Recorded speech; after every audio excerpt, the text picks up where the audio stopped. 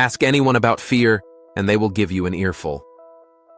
It was 1 year ago this month that fear stared me in the face. That fear was also a mammoth hurricane packing winds over 100 mph.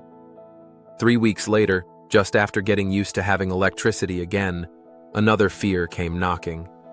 This fear was another hurricane, tracking the same path as the previous one. However, this storm was bigger and much more powerful. The fear of the unknown is affecting us all. Fear.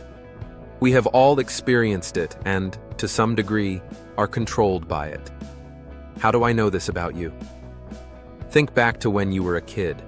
At some point, you probably didn't like to go into dark rooms or walk down dark streets where scary sounds seemed to come with every step.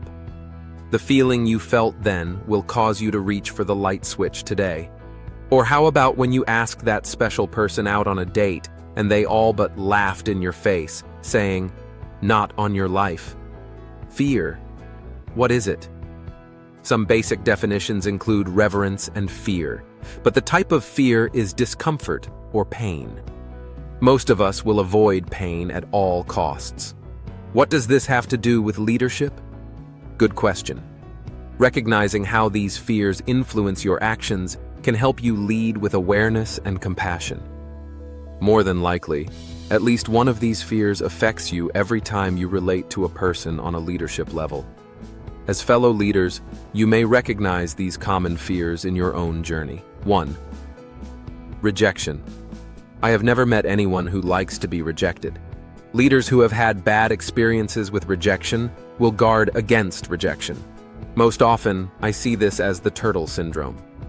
The leader is afraid to stick his head out of the shell and take a risk, develop a new program, hire a new employee, or ask someone to take on a certain task. As a leader, you must understand that taking risks also means facing rejection.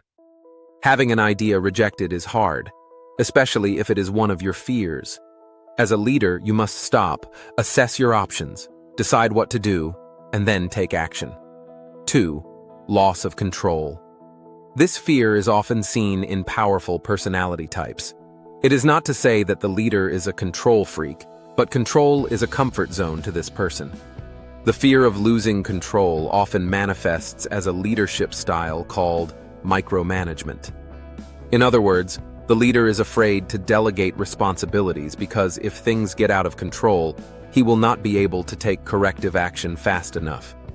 To overcome this, leaders can learn to trust their team and develop accountability systems, which help reduce the fear of losing control while empowering others. When leaders manage with too much control, they block growth, learning, and progress into new areas. 3. Employee dependence. We all depend on people, from our families to our doctors to the garbage collectors who pick up our trash regularly. Employee dependence is a fear that is much deeper than simply depending on someone. The fear comes each day when the leader senses that something may be wrong with his key person. The leader then begins to wonder about this person's loyalty. The leader often begins asking mental questions like, what if this person quits? How would I make it without him? What can I do to make sure she is happy in her job? What will my boss do if this person goes over my head with a problem? On and on the questions go.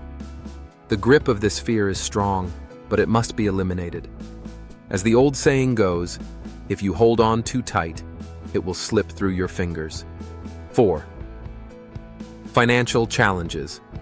Take a day this week and go to your local bookstore and count how many books are written on financial matters. There are more books on this one subject than on any other. Leaders are always facing challenges, but financial fears have a way of gripping like no other. New programs or ventures take capital. Employees needed to expand and grow, which increases the salary budget. Additional equipment to increase overall efficiency requires spending funds. The strength of financial fears often leads the leader to accept the status quo and give up their dreams. These are 4 fears that I often see in leaders. Please plan some time in your schedule this week and think through this. If you find that one or more of these fears have a grip on your life, then allow your mind to reveal the root cause. Finding the root cause today will begin a healing process that will make you a better leader tomorrow. If you want more simple and powerful videos about mindset, self-growth, and leadership, subscribe now and continue this journey of becoming your best self.